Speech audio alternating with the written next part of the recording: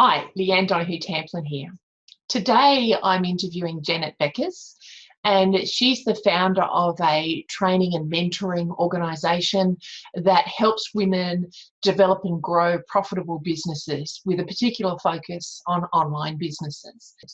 Janet is an author, an international speaker, and she's won a lot of awards for her business and marketing skills. And she's going to talk to us about how she went from running a business that failed to creating the lifestyle and business that she now calls success. I think over time I have defined success very, very differently. And I look back at the way I have defined success in the past, and I can see why at different stages I have felt like a failure. Because the way that I had defined success was really how other people would have defined it.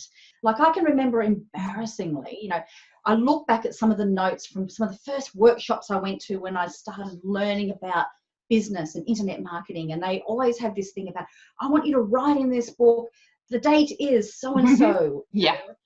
August 13th, 2017, and I've made $1.5 million.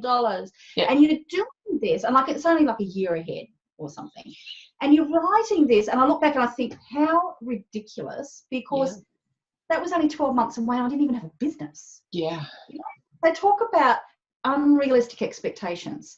So that's where sometimes you set yourself up to fail, and it gets harder and harder.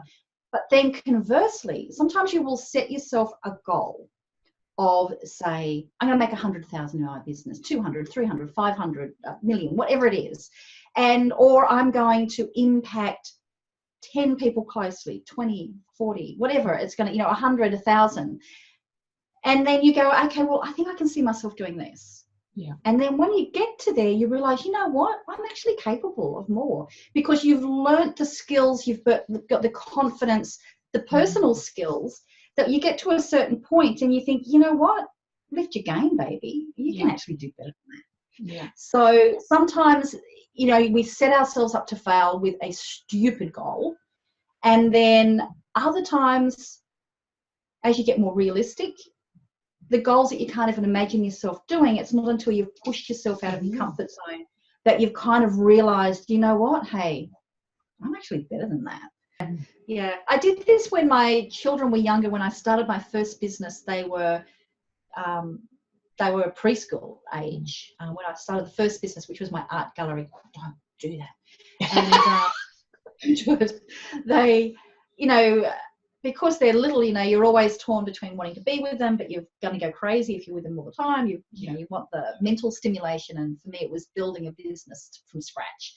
And then I thought, you know what? I'm actually going to document the number of hours on my calendar that I spend on being a mother, running a house, in my business, on myself, and I color-coded my calendar. And I looked across it for a 2-week period, and I went, you know what? Pink, which was time for me. Man, there's not much pink in there, I can tell you.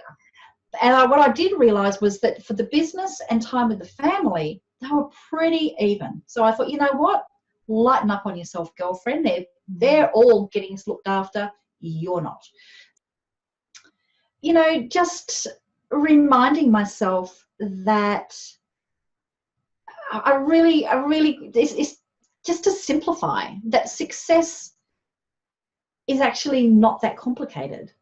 And the more complicated you make what you're wanting to do, the further you get away from success. So for me, my constant thing that I'm doing is, what can I take away? What can I do to simplify?